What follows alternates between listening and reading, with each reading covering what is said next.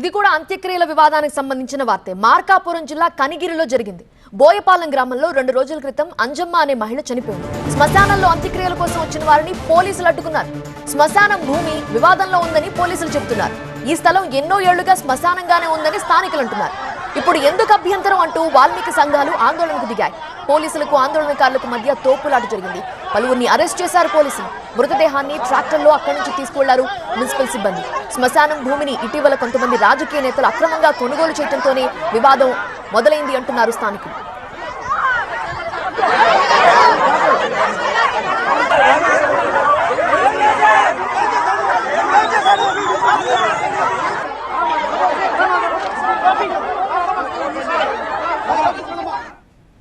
చాలా పెద్ద ఘర్షణ జరిగింది. మనకి విజువల్స్ చూస్తే అర్థమవుతోంది. పూర్తి వివరాలు అందించడానికి మా ప్రతినిధి ఫైరోజ్ సిద్ధంగా ఉన్నారు. ఫైరోజ్, శ్మశానం భూమి వివాదంలో ఉందంటున్నారు.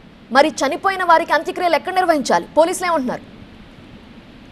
ఈ మార్కాపురం జిల్లాలో భూ ఆక్రమణదారుల కబ్జాల వ్యవహారం పరాకాష్ఠకు చేరుకుంది. ఎందుకంటే ఇప్పుడు శ్మశానాన్ని కూడా వదిలే పరిస్థితి కనిపించడం లేదు. గత కొన్నేళ్లుగా ఇక్కడ రాజకీయ పార్టీలు ఆ పార్టీ ఈ పార్టీ అని ఏ పార్టీలో ఉన్నా సరే వీళ్ళు కనిగిరిలో గత కొన్నేళ్లు కాదు ప్రభుత్వం ఇటు ప్రైవేట్ భూములు కూడా ఆక్రమించుకుని యథేచ్ఛగా భూ కబ్జాలు పాల్పడుతున్నారని పెద్ద ఎత్తున ఆరోపణలు ఉన్నాయి. వాటిపైన ఎంక్వైరీ కూడా జరుగుతున్న పరిస్థితి. అయితే ఈ కనిగిరిలో బోయపాలెంలో మృతదేహానికి సంబంధించి విషయంలో ఉద్రిక్తత చోటు చేసుకుంది. మొన్న రాత్రి ఒక అంజమ్మ అనే 60 ఏళ్ల వృద్ధురాలు చనిపోయింది. ఆమె నిన్న సాయంత్రం నుంచి మృతదేహాన్ని వీళ్ళు శ్మశానం అంటే ఎప్పటి నుంచి వాల్మీకులకు సంబంధించినటువంటి శ్మశానం 100 ఏళ్లుగా వీళ్ళు అక్కడ శ్మశానం ఏర్పాటు చేసుకుని అక్కడ దాతలు ఇచ్చిన స్థలంలో వీళ్ళు బర్యలు చేసుకుంటూ వస్తున్నారు. అయితే ఇప్పుడు ఈ స్థలం కూడా విషయంలో కూడా కొంతమంది రాజకీయ నేతలు దీన్ని కబ్జా చేశారని చెప్పి వీళ్ళు ఆరోపిస్తున్నారు.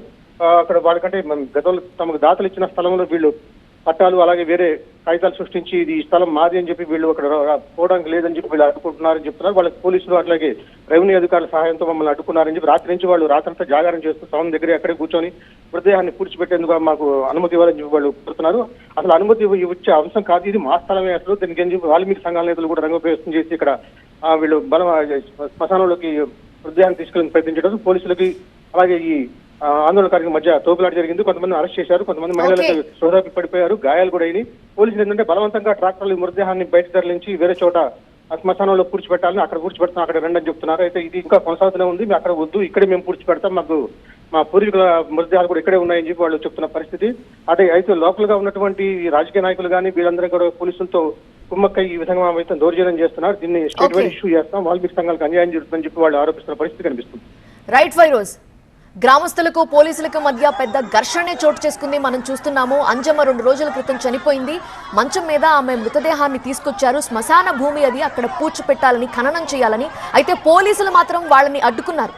అంజమ్మ మృతదేహానికి అక్కడ అంతిమ సంస్కారాలు చేయడానికి ఒప్పుకోలేదు. శ్మశానం భూమి వివాదంలో ఉంది, ఇక్కడ నుంచి తీసుకువెళ్లిపోవాలని కోరారు. దీంతో తీవ్ర ఘర్షణ చోటు చేసుకుంది. గ్రామస్తులకి పోలీసులకి మధ్య తోపులాట జరిగింది. కొందరిని అరెస్ట్ చేశారు పోలీసులు. అంజమ్మ మృతదేహాన్ని అక్కడ ఖననం చేయనివ్వలేదు, అక్కడ పూడ్చిపెట్టనివ్వలేదు. మున్సిపల్ సిబ్బంది అక్కడి నుంచి తీసుకువెళ్లిపోయారు. గ్రామస్తులు దీంతో ఆందోళన చేస్తున్నారు.